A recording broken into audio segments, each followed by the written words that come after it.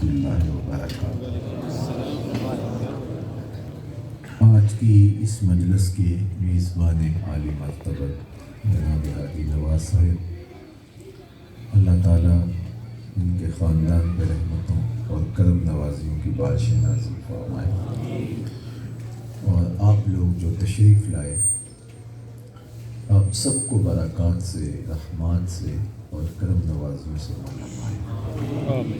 سر شام سے آپ اس مجلس نور میں موجود ہوں گے تو میں مختصراً چند باتیں آپ کے سامنے رکھ کے اجازت چاہوں گا۔ جو آیت کریمہ میں نے تلاوت کی ہے اس میں اللہ تعالیٰ نے ارشاد فرمایا، لَقَدْ جَاءَكُمْ رَسُولٌ مِّنْ أَنفُسِكُمْ، بے شک تمہارے پاس تمہیں میں سے عالی مرتبت رسول تشریف لائے۔ تم شناسا ہو، انہیں جانتے ہو، ان کے خاندان سے واقف ہو، ان کا بچپن دیکھا ہے، لڑکپن دیکھا ہے، ان کی خوبصورت جوانی کی بہاریں تم نے دیکھی، تم اچھی طرح ان کے کردار سے آگاہ ہو کہ وہ صادق بھی ہیں اور امین بھی، تمہاری امانتیں بھی اس کے گھر میں پڑی ہوئی ہو۔ تو اب اس عالی مرتبت رسول کا انکار کیسے ممکن ہے جس کو تم خود جانتے ہو؟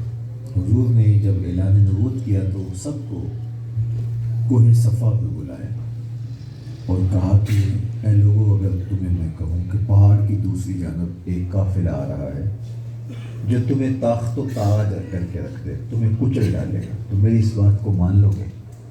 انہوں نے کہا دیکھیں گے، نظر آ گیا تو پھر تو انکار کی کوئی گنجائش نہیں، لیکن اگر نظر نہ بھی آیا تو ہم کہیں گے ہم اندھے ہیں، آپ سچے ہیں، اس لیے کہ ہم نے آپ کو کبھی جھوٹ بولتے دیکھا ہی نہیں۔ تو فرمایا میری صداقت پہ اگر اتنا یقین ہے تو مان لو اللہ ایک ہے۔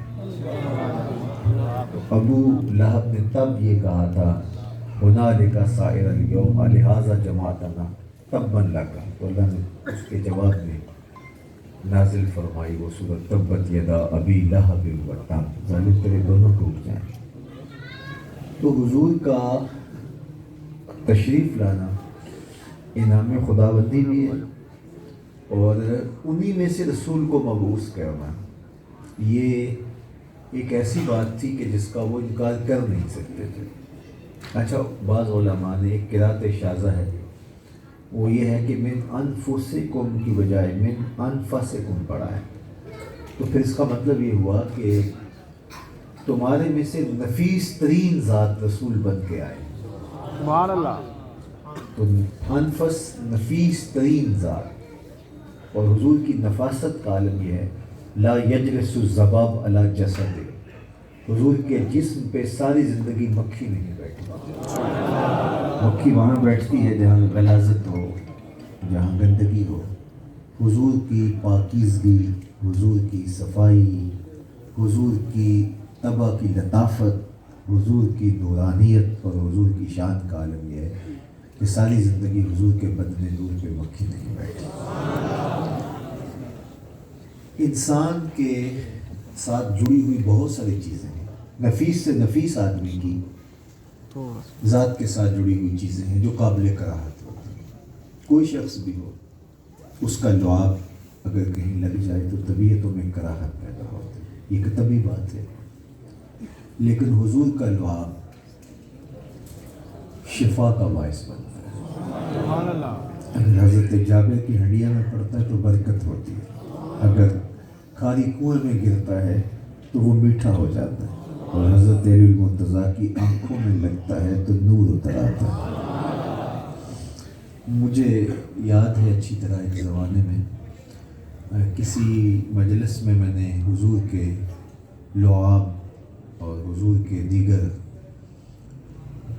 ذات سے جڑے ہوئے وہ چیزیں جو عام آدمی کے لیے کراہت کا سبب ہوتی ہیں، لیکن حضور سے جڑی ہوئی چیزیں کراہت کا ذریعہ نہیں ہیں بلکہ وہ لطیف ہوتی ہیں۔ اور حضرت امام سیوطی علیہ الرحمہ نے کفایت الطالب اللبیب فی خصائص لبیب اور باقی محدثین میں باب باندھے، باب و طہارت و دمے ہی و بولے، حضور کا خون بھی پاک ہے امت کے حق میں، جبکہ خون تو قطعاً حرام ہے، لیکن حضور نے پچنے لگوائے اور ایک لگن میں خون نکلا، تو ایک اپنے غلام سے حضور نے کہا صحابی سے کہ اس کو جاؤ ایسی جگہ بہاؤ جہاں کسی کے قدم نہ پڑے۔ تو وہ گیا اور ایک پتھر کی اوٹ پہ بیٹھ کے سوچا ایسا مشروب کہاں ملے گا، تو اس کو نوش جان کر لیا۔ تو واپس پلٹا تو حضور نے فرمایا کہ اس کو ٹھکانے لگا ہے، وہ کہا جی حضور ایسی جگہ پہ جہاں انسانی قدم جا ہی نہیں سکتے۔ تو آقا نے غور سے دیکھا، پھر مسکرا کے کہا لعلک شربت، شاید تم پی آئے ہو۔ اس نے کہا جی حضور۔ تو آقا کریم نے یہ نہیں کہا کہ تم نے یہ کیا، فرمایا یا غلام قد حررت نفسک من النار، اے بیٹے تو نے اپنے آپ کو جہنم کی آگ سے آزاد کر لیا۔ تو حضور لعاب پھینکتے ہیں تو لوگوں کے ہاتھوں پہ آتا ہے، طبیعتوں میں کراہت پیدا نہیں ہوتی۔ آپ نے محبت کی لوگ داستانیں سنی ہیں کہ کیا کیا محبوں نے محبوبوں کے لیے کیا، لیکن آج تک آپ نے نہیں سنا ہوگا کسی محب نے محبوب کا لعاب بھی چاٹا ہو اور ہاتھوں پہ لیا۔ لیکن یہاں دل آویز، تو جو بات میں نے کرنا لگا وہ یہ کہ کہیں کچھ لوگ سمجھتے ہیں کہ ہم پڑھے لکھے اور اس حساب سے وہ کچھ چیزوں کو اس زاویے سے دیکھنے کی عادت رکھتے ہیں، تو کہا یہ بات سمجھ میں نہیں آتی اور ہضم نہیں آ رہی۔ تو میں نے کہا کیسے؟ تو کہنے لگے جو آپ بات کر رہے ہیں لعاب کی اور اس طرح دیگر، تو میں نے کہا کہ اب میں اس پر جو احادیث میں آتا ہے اس کی سند پہ بحث تو نہیں کرتا، لیکن میں ایک بات کرتا ہوں، وہ یہ کہ عام مکھیوں میں سے ایک مکھی شہد کی مکھی ہے، اور اس کا لعاب شفا بھی ہے، غذا بھی ہے، دعا بھی ہے، دوا بھی ہے، غذا بھی ہے، شفا بھی ہے۔ وہ رس چوستی ہے اور منہ میں لیتی ہے، پھر جب اس کا اگال باہر آتا ہے تو وہ شفا بن جاتا ہے، تو ہے تو وہ بھی مکھی۔ باقی مکھیوں کا اگال فضلہ بنتا ہے، ان کا اگال غلاظت بنتا ہے، لیکن یہ مکھی باقی مکھیوں سے شکل میں مختلف نہیں ہے، لیکن اللہ نے اس کی طبع میں وہ نفاست رکھ دی کہ جب یہ کڑوا رس بھی لیتی ہے تو وہ میٹھا ہو جاتا ہے اور وہ شفا بن جاتا ہے۔ اور علامہ رومی نے لکھا یہ اس لیے بنتا ہے کہ جب یہ رس لے کے چھتے کی طرف اڑتی ہے تو مصطفیٰ جان رحمت پہ درود پڑتی ہے، تو حضور پہ درود پڑھنے کی وجہ سے اس کا جو تھوک ہے وہ شفا بن جاتا ہے، تو مصطفیٰ کے لعاب دہن کی شان کا عالم کیا ہے۔ تو اللہ نے اب شکل اس کی بھی مکھی کی ہے، لیکن اللہ نے اس کو وہ نفاست دی ہے کہ وہ شفا کا سبب، یہ ہم جو شہد لیتے ہیں وہ آج کل کہتے ہیں چھوٹی مکھی کا چاہیے، اور وہ ہزاروں نہیں لاکھوں مکھیوں کا اگال ہوتا ہے جو کہ ہمارے لیے شفا ہے، اور ہم اس کو لاکھوں روپے خرچ کر کے جو ہے وہ خریدتے بھی ہیں اور وہ شفا کا ذریعہ بھی ہے۔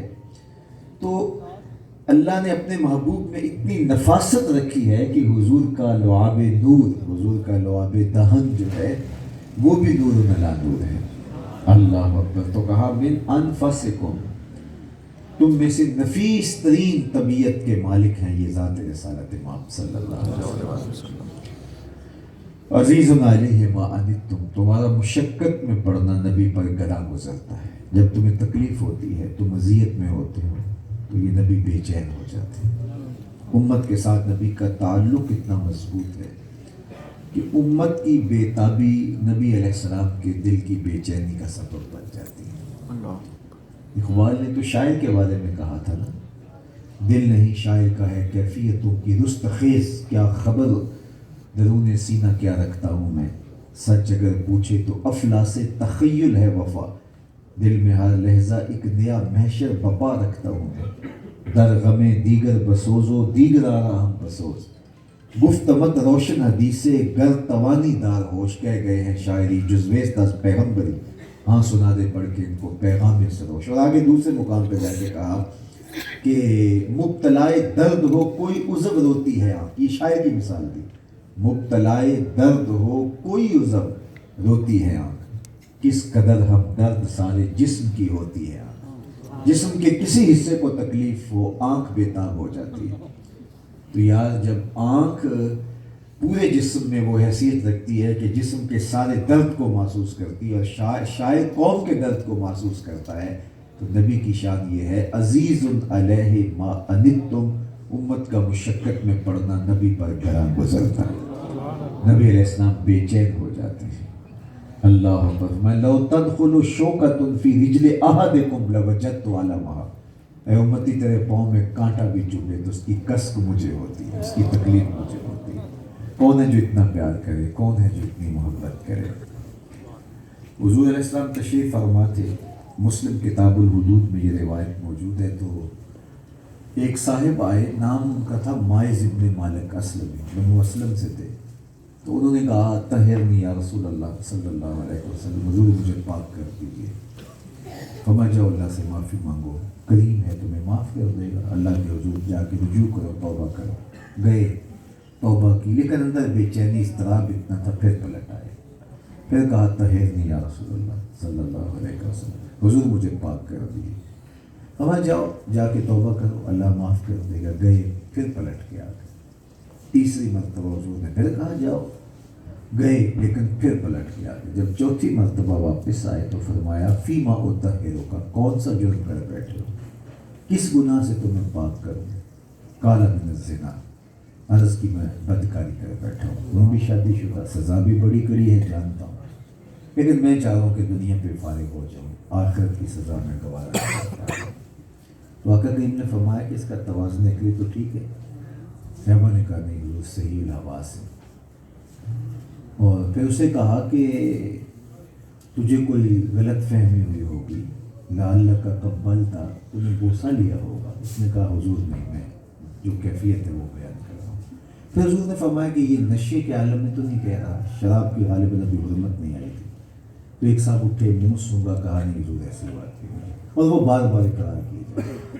حضور نے بہت زیادہ ٹالا، لیکن وہ بار بار کہا حضور معاملہ میں اپنے آپ کو پاک کرنا چاہتا ہوں۔ فرمایا لے جاؤ اس کو سنسار کر دو۔ خود مقر تھے، ضرورت نہیں تھی گواہوں کی، کہا جاؤ ان کو سنسار کر دو۔ جب سنسار کیا جانے لگا اور ان کو لے کے جا رہے تھے، حضور مسجد نبی میں کھڑے ہو جاتے، کبھی بیٹھتے، چشمان رحمت میں آنسو تھے۔ کسی نے کہا بندہ نواز رو کیوں رہے؟ فرمایا خود ہی تو حکم دیا اور خود ہی حضور آپ رو رہے ہیں۔ فرمایا وہ میرا عدل ہے، یہ میری محبت ہے۔ مبتلائے درد ہو کوئی عذر روتی ہے، کس قدر ہم درد سارے جسم کی ہوتی ہیں۔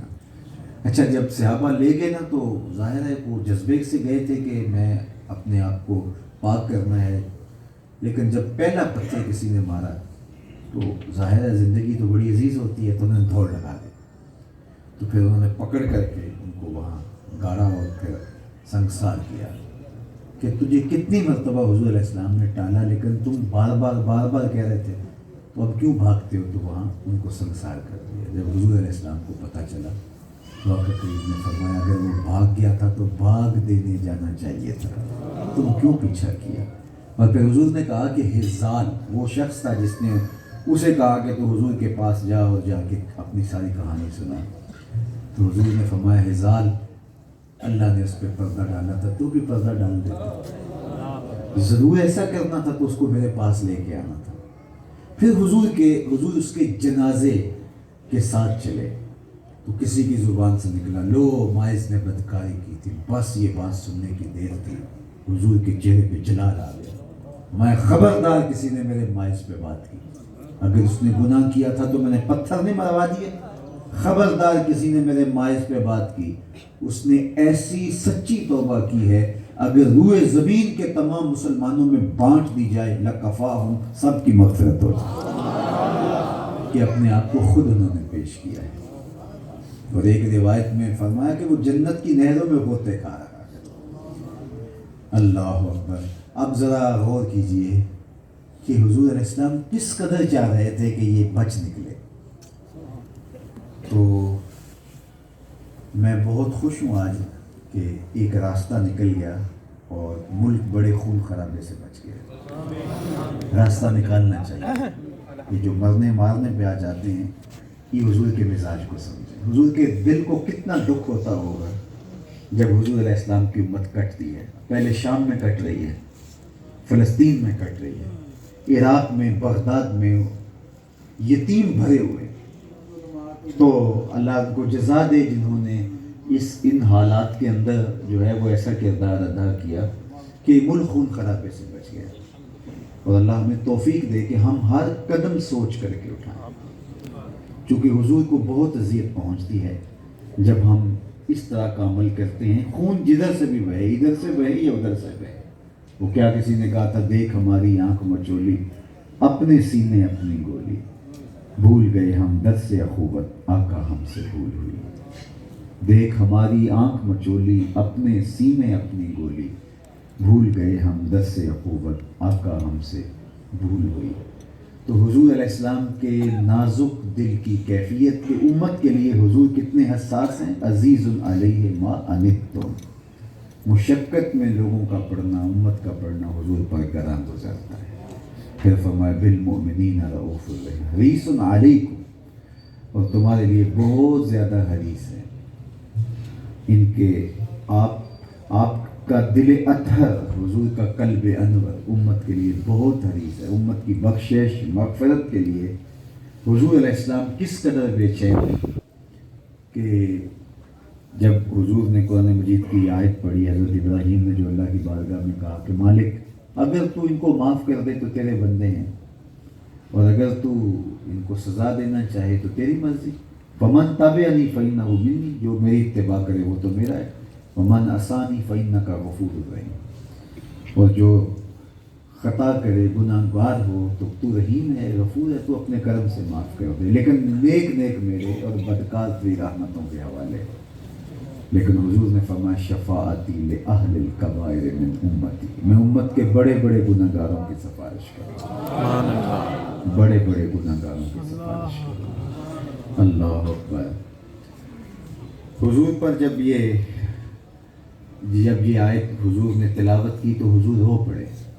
حدیث پاک میں آتا ہے ورفع یدیہ، حضور نے ہاتھ اٹھا لیے اور کہا اللہم امتی، اے اللہ میری امت، وبکا، اور چشمان اقدس سے آنسو ڈھلکنے لگے. حضور رو پڑے. اللہ تعالیٰ نے جبریل امین کو کہا یا جبریل اذهب الی محمد وسل ما یبکیہ وربک عالم، جبریل جلدی جا میرے محبوب سے پوچھ کے روئے کیوں ہو. اور جبریل سنو میں جانتا بھی ہوں کہ میرا محبوب کیوں رویا ہے، لیکن جاؤ تم پوچھ کے آؤ. اللہ جانتا ہے محبوب کیوں روئے، لیکن جبریل کو بھیجا جائے تم جاؤ میرا سلام دو اور پوچھو محبوب کیوں روئے. تو جبریل امین حاضر خدمت ہوئے، کہا کہ رب کا سلام ہے آپ کے نام اور مالک پوچھ رہا ہے کیوں روئے ہو. تو فرمایا میں کسی اپنے معاملے میں نہیں رویا، مجھے امت کا غم رلا رہا ہے. سبحان اللہ. پھر جبریل امین حاضر خدمت ہوئے، کہا کہ رب فرمایا محبوب پریشان ہونے کی ضرورت نہیں، جیسے کہو گے ویسے کر لیں گے. سبحان اللہ. وَلَسَوْفَ يُعْطِيكَ رَبُّكَ فَتَرْضَىٰ، آپ کا رب آپ کو اتنا دے گا کہ آپ راضی ہو جائیں گے. اللہ اکبر. تو جب یہ آیت کریمہ اتری تو حضور نے فرمایا کہ یہ بات ہے تو پھر میں بھی راضی نہیں ہوں گا جب تک میری امت کا ایک گناہ گار نہ بخشے. سبحان اللہ. ماشاء اللہ. حضرت امام جعفر صادق رضی اللہ تعالیٰ عنہ فرماتے ہیں لوگوں کا خیال یہ ہے قرآن مجید کی سب سے امید افزا آیت یہ ہے لا تقنطوا من رحمت اللہ، لیکن ہم اہل بیت نبوت سمجھتے ہیں قرآن مجید کی سب سے امید افزا آیت یہ ہے لا تقنطوا من رحمت اللہ. سب سے امید افزا آیت یہ ہے وَلَسَوْفَ يُعْطِيكَ رَبُّكَ وَتَرْضَىٰ. اس لیے کہ ہم حضور کے مزاج کو جانتے ہیں اور حضور اتنی دیر تک راضی نہیں ہوگے جب تک امت کا ایک گناہ گار نہ بخشا گیا. اور میرے امام بولے پیش حق مجدہ شفاعت کا سناتے جائیں گے، آپ روتے جائیں گے ہم کو ہنساتے جائیں گے. وسعتیں دی ہے خدا نے دامن محبوب کو، جرم کھلتے جائیں گے اور وہ چھپاتے جائیں گے. سبحان اللہ. وہ کسی نعت خواں نے یہ پڑھ دیا، یہ ابھی کلام پڑھا جا رہا تھا تو کتنا خوبصورت، تو میرا جی چاہا کہ اس کو سنوں. تو وہ کہتے ہیں ہم سخن فہم ہیں غالب کے طرفدار نہیں. آج معاملہ یہ ہے کہ سننے بیٹھتے ہیں تو اس قدر فحش غلطیاں کر رہے ہوتے ہیں پڑھنے والے، کیونکہ لکھنے والے بھی اس طرح کے ہوتے ہیں. تو پھر ظاہر ہے کہ جو کلام کا منتخب کرنے والا ہوتا ہے تو وہ بھی اس حساب سے کر رہا ہوتا ہے. تو اب کسی نے پڑھا ایک زمانے میں کہ وہ اپنا مقدمہ کیسے ہار سکتا ہے جس کے حضور وکیل، مفہوم اس کا یہ تھا کہ وہ اپنا مقدمہ کیسے ہار سکتا ہے جس کے حضور وکیل ہو. تو میں نے کہا نہ ایسے نہ کرو، وکیل یہاں ایڈوکیٹ کے معنی میں لیا جا رہا ہے، کیونکہ مقدمہ ہے اس کے متعلقات میں. تو حضور ہمارے وکیل نہیں ہے اس معنی میں. ویسے وکیل کا معنی نگہبان ہوتا ہے، اس معنی میں حضور ہمارے وکیل ہیں، لیکن اس معنی میں حضور ایڈوکیٹ کے معنی میں حضور ہمارے وکیل نہیں ہیں، حضور ہمارے شفیع ہیں. وکیل اور شفیع میں فرق ہوتا ہے. جو وکیل ہوتا ہے وہ جج کو یہ کہتا ہے کہ میرے موکل نے یہ جرم نہیں کیا لہذا چھوڑا جائے. شفیع کہتا ہے سب کچھ کیا ہے میرا آنا دیکھا جائے. سبحان اللہ. حضور وکالت نہیں کریں گے، شفاعت کریں گے. پیش حق مجدہ شفاعت کا سناتے جائیں گے. آپ روتے جائیں گے، ہم کو ہنساتے جائیں گے. وسعتیں دی ہیں خدا نے دامن محبوب کو، جرم کھلتے جائیں گے اور وہ چھپاتے جائیں گے. حریص علیکم، وہ بہت حریص ہے تمہارے معاملے میں. امت کی مغفرت، امت کی بخشش والا. سوف یعطیک ربک فترضی، فترضی کی گواہی ہے خدا تیری رضا چاہے. فترضی کی گواہی ہے خدا تیری رضا چاہے. کسی نے پایا ہو یہ مرتبہ ہم نے نہیں دیکھا. سبحان اللہ. کسی نے پایا ہو یہ مرتبہ ہم نے نہیں دیکھا. حبیب دو سراسا دوسرا ہم نے نہیں دیکھا. جو پہنچا ہو سرے عرش اولا ہم نے نہیں دیکھا. ہمیں 100 ناز ہے اس پر کہ ہم تیرے ہی منگتے ہیں. ہمیں 100 ناز ہے اس پر کہ ہم تیرے ہی منگتے ہیں. کوئی در بھی تیرے در کے سوا ہم نے نہیں دیکھا. کوئی در بھی تیرے در کے سوا ہم نے نہیں دیکھا. میں کھو جاؤں ہجوم حشر میں تو آپ فرمائیں. میں کھو جاؤں ہجوم حشر میں تو آپ فرمائیں. ہمارے در کا ثاقب تھا گدا ہم نے نہیں دیکھا. فترضی کی گواہی ہے خدا تیری رضا چاہے. کسی نے پایا ہو یہ مرتبہ ہم نے نہیں دیکھا. تو یہ شان کہ حضور علیہ السلام امت کے لیے اتنے حریص ہیں. فرمایا اتنی دیر تک راضی ہی نہیں ہوگا اللہ اکبر جب تک امت بخشی نہیں گئی. تو حضور شفاعت کا دامن پھیلائیں گے تو گنہگار بھی حضور کے دامن شفاعت میں آ جائیں گے. کیا منظر ہوگا. ہر نظر کانپ اٹھے گی محشر کے دن. خوف سے ہر کلیجہ دہل جائے گا. پھر کیا ہوگا. اوڑھ کر کالی کملی وہ آ جائیں گے. محشر کا نقشہ بدل جائے گا. سبحان اللہ. حضور جب دامن شفاعت پھیلائیں گے، جب سجدہ ریز ہوں گے، حدیث شفاعت تفصیل سے آپ پڑھیے. حضور حشر میں سجدے کریں گے اللہ کے حضور، اور اللہ تعالیٰ کیا فرمائے گا. ارفع رأسک یا محمد سل توتا وشفع تشفع. محبوب سر اٹھائیے، جو مانگو گے دیں گے، جس کی سفارش کرو گے قبول کریں. سبحان اللہ. تو حضور علیہ السلام سر اٹھائیں گے اور کہیں گے اللہم امتی امتی، اللہ میری امت میری امت. تو اللہ تعالیٰ فرمائے گا محبوب تیری امت کی مغفرت فرما دی. تو حضور پھر سجدے میں سر رکھیں گے اور پھر کہیں گے اللہم امتی امتی. تو اللہ پھر فرمائے گا ارفع رأسک یا محمد. محبوب سر انور تو اٹھائیے، لب تو کھولیے، کچھ تو بولیے. جو کہو گے مان لیں گے، جس کی سفارش کرو گے قبول کر لیں گے. تو پھر کہیں گے اللہ میری امت میری امت. تو اللہ فرمائے گا محبوب جس کے سینے میں رائی کے دانے کے برابر بھی ایمان ہے میں نے اس کی بھی مغفرت فرمائی. سبحان اللہ. حضور پھر سجدے میں پڑ جائیں گے. تو اللہ تعالیٰ پھر فرمائے گا محبوب اب سر انور اٹھائیے، جو مانگو گے دیں گے. تو محبوب علیہ السلام عرض کریں گے مالک میری امت میری امت. تو اللہ فرمائے گا محبوب جس کے سینے میں رائی کے دانے کے برابر بھی ایمان ہے، اس سے بھی کم ہے، اس سے بھی کم ہے، اس کی بھی مغفرت فرما. پھر حضور سجدے میں سر رکھ دیں گے. اللہ فرمائے گا محبوب اب کیا ہے. تو کہیں گے اللہم امتی امتی. اللہ اکبر. تو اللہ فرمائے گا ارفع رأسک یا محمد. سر انور تو اٹھائیے محبوب، بتائیے تو صحیح اب کیا رہ گیا ہے. تو حضور اللہ کی بارگاہ میں عرض گزار ہوں گے اللہ میری امت کا معاملہ میرے ہاتھ میں دے دے. تو کیا منظر ہوگا. حریص علیکم بالمؤمنین رؤوف رحیم. حضور کی شان یہ ہے کہ وہ امت کے لیے رؤوف بھی ہیں، امت کے لیے رحیم بھی ہیں. حضور کا دل جو امت کے لیے نرم ہے اور امت کی بخشش و مغفرت اور غفران کے لیے حضور کا جو مزاج ہے. غار سجدہ کے نوکیلے پتھروں پر پیشانی رکھ کے امت کے لیے کون رویا. حضور مالک کے حضور حاضر ہوئے معراج کی شب تو وہاں بھی امت کے لیے بخشش مانگ کے لائے. حرا کی تنہائیوں کے اندر، غار ثور کی پہنائیوں کے اندر جہاں بھی حضور کے ہاتھ اٹھتے ہیں تو امتی امتی پکارتے نظر آتے ہیں. تو کسی نے کہا کہ جو ہر وقت امت امت پکارتے ہیں تو امت کا بھی حق ہے کہ نبی نبی پکارے. حضور کا نام اس کے لبوں کا وظیفہ ہو اور آقا کریم کی محبت ہمارے لیے سرمایہ حیات ہے. اور آخری بات تو میری گفتگو اختتام کو پہنچی کہ جس نبی نے ہمارے ساتھ اتنی محبت کی اور اتنا پیار کیا، دنیا کی کسی ترازو پہ اس محبت کو تولا نہیں جا سکتا. بے شک. النبی اولیٰ بالمؤمنین من انفسہم، مومنوں کی جانوں سے بھی نبی ان کے قریب ہے. تو کیا اس آقا و مولا کی اطاعت و فرما برداری ان کے لیے لائے ہوئے نظام شریعت کو کیا ہم اپنے اوپر عمل نافذ نہیں کریں گے، یا صرف ایک دن کی محفل میلاد ہی کفایت کر جائے گی؟ نہیں صاحب، ہم نے اپنی ساری زندگی ان کے بتائے ہوئے نظام کے مطابق گزارنی ہے. انشاءاللہ. جس طرح انہوں نے جینے کا ڈھب اور سلیقہ دیا، گفتگو کا طریقہ دیا، انداز حیات دیا، شادی بیاہ سے لے کر کے عقیقے ولیمے تک حضور نے کوئی چیز نہیں چھوڑی جس کی مکمل رہنمائی ہمارے تک نہ پہنچائے. ہمیں آدھا اور ادھورا دین نہیں دے کر گئے، ہمیں پورا اور مکمل دین دے کر گئے.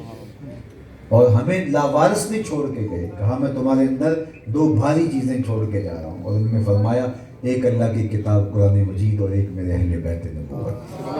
اور ایک روایت میں ایک اللہ کی کتاب قرآن مجید اور ایک نبی علیہ السلام کی سنت، یہ دو بھاری چیزیں تمہارے اندر چھوڑ کے جا رہا ہوں. تو قرآن کو اگر ہم مضبوطی سے پکڑ لیں تو سرخرو اور کامیاب ہو اور یہ امت سرخرو اور بامراد ہو جائے. لیکن افسوس یہ ہے، میں اور آپ اگر غور کریں آج ہمارے گھروں میں تو کتنے گھر ہیں جہاں روز قرآن ہی نہیں کھلتا، جبکہ ایک زمانہ ہم نے بھی اپنی آنکھوں سے دیکھا، بوڑھے بزرگوں نے تو وہ بہار دیکھی ہے کہ میں چھوٹا تھا اور والد گرامی رحمۃ اللہ تعالیٰ علیہ مجھے انگلی سے لگا کے مسجد کی طرف لے کے جایا کرتے تھے. تو گاؤں تھا، دیہات. تو اس زمانے میں دیہاتوں میں ہر گھر کے اندر ایک بڑا درخت ضرور ہوتا تھا، چونکہ چھاؤں اس وقت اس طرح کے معاملے. یہ بہت پرانی بات میں نہیں کر رہا، اس سے پرانے دور بھی ہیں. یہ 40 سال کی جو ہے وہ 42 سال کی بات ہے، میں 50 کے نیڑے لگ رہا ہوں. تو میں نے دیکھا ہے کہ ہر گھر سے قرآن کی آواز آ رہی ہے. اور ہم زور کی نماز پڑھنے جاتے تھے تو وہ باغ کی چارپائیوں کے اوپر تکیہ رکھ کر کے بوڑھے بزرگ اور بوڑھی خواتین بڑے سائز کا قرآن رکھ کے پڑھ رہے ہوتے اور قرآن کی آواز سنائی دے رہی ہوتی. کیا نورانی ماحول تھا. اور آج ہمارے گھروں سے پاپ میوزک کی صدائیں تو آ رہی ہیں، آج قرآن ہمارے ہاتھوں میں ملا.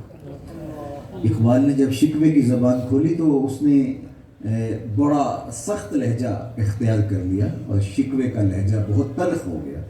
صفائی دار سے باطل کو مٹایا ہم نے، نوع انسانی کو غلامی سے چھڑایا ہم نے، تیرے کعبے کو جبینوں سے بسایا ہم نے، تیرے قرآن کو سینوں سے لگایا ہم نے. پھر بھی ہم سے گلا ہے کہ وفادار نہیں، ہم وفادار نہیں، تو بھی تو دلدار نہیں. تو بڑا سخت لہجہ ہو گیا. لیکن جب جواب آیا تو سارا نشہ اتر گیا. سوال وہی لہجہ ہے، صرف صیغہ بدلتا ہے. اب جواب ادھر سے آ رہا ہے. اب جواب کیا ہے؟ صفائی دہر سے باطل کو مٹایا کس نے، نوع انسانی کو غلامی سے چھڑایا کس نے، میرے کعبے کو جبینوں سے بسایا کس نے، میرے قرآن کو سینوں سے لگایا کس نے.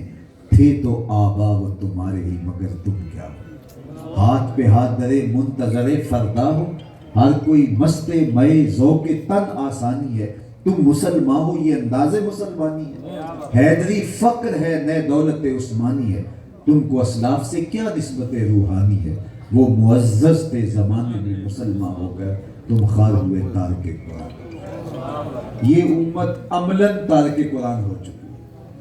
کوئی کہیں کہیں دیا جل رہا ہو وہ بات نہیں ہے، وہ تو ظاہر ہر دور میں ایسا ہوتا ہے. لیکن عمومی طور پہ ہمارا معاشرتی رویہ، ہمارا انداز حیات بالکل قرآن مجید سے دور ہٹ گیا، جس کے نتیجے میں آج دنیا کے اوپر ذلت اور رسوائی ہمارا مقدر بن کے رہ گئی. 56-57 اسلامی ممالک ہیں اور دنیا کی 7 ارب آبادی میں سے 1 ارب 60-70 کروڑ مسلمان بستے ہیں. لیکن ذلت اور رسوائی ہماری ہی قسمت میں کیوں ہے؟ اس لیے کہ ہم نے اس پیغام حقیقی کو چھوڑ دیا اور خواہشات کے غلام بن گئے۔ ہماری بے عملی نے، ہماری قرآن مجید سے مہجوری اور دوری نے ہمیں کہیں کا نہ چھوڑا، نہ خدا ہی ملا، نہ وصال صنم، نہ ادھر کے رہے نہ ادھر کر دنیا بھی ہمارے پاس نہیں اور دین کی ڈور بھی ہمارے ہاتھ سے نکل گئی، اور اس کا نتیجہ آج ہم عجیب ایک بے بسی کی زندگی بسر کر رہے ہیں۔ آغاز صرف جب ہوتا ہے تو ایک ذات سے ہوتا ہے، ہم دوسروں پر اسلام نافذ کرنا چاہتے ہیں، مجھے اپنی ذات پر اسلام نافذ کرنا ہے، میرا کردار خود خوشبو بانٹے گا۔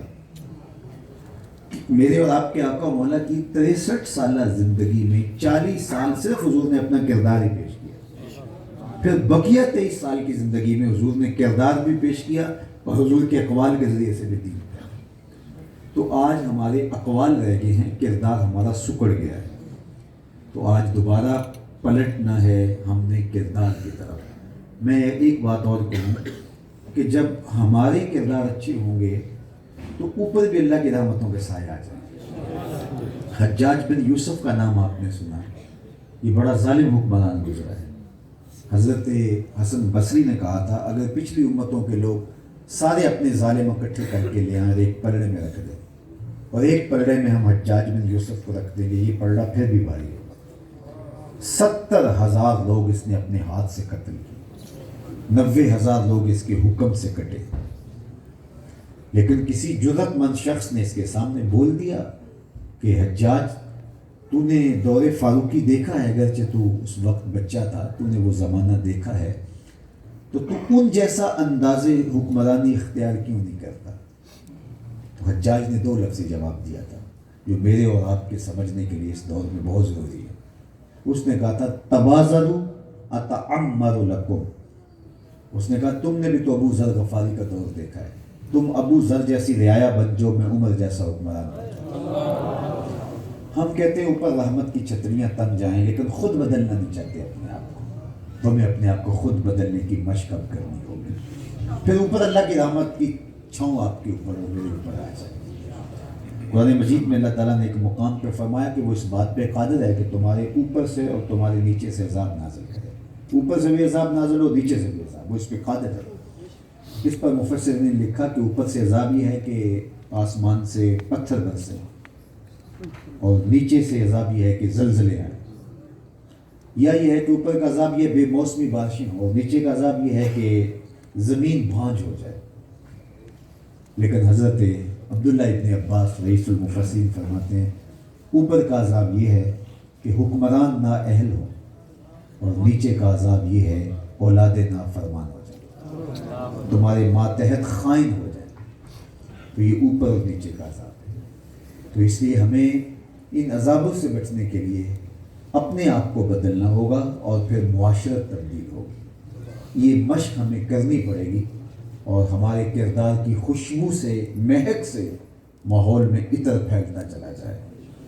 اللہ تعالیٰ جل شانہ ہمیں اپنی رحمتوں کے سائے میں رکھے، دنیا آخرت کی بہتریاں ہم سب کا مقسوم کرے، اور اللہ اس گھر میں آپ سب لوگوں کے گھروں میں برکتیں بھیجے۔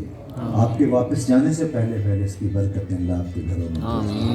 اللہ میرے ملک کو امن، نور، رحمت، برکت، معیشت اور معاشرت کا جمال عطا فرما، اور اپنی پناہوں کا حصار دے۔ وآخر دعوانا ان الحمدللہ۔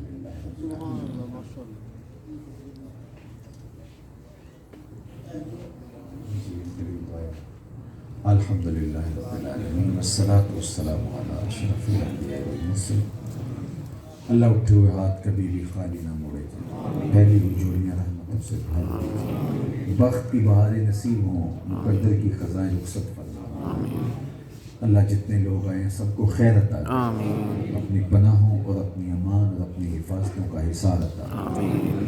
ہمارے محترم حاجی نواز صاحب کی اہلیہ محترمہ جو کچھ عرصہ قبل انتقال کر گئی تھی، آپ سب لوگوں کی آمین کے ساتھ ان کے لیے دعا ہے، اللہ ان کی قبر کو وسیع، کشادہ، منور، خوشبودار اور ٹھنڈا فرما۔ آمین۔ ان کے برزخی کوائف اپنے کرم سے درست فرما۔ آمین۔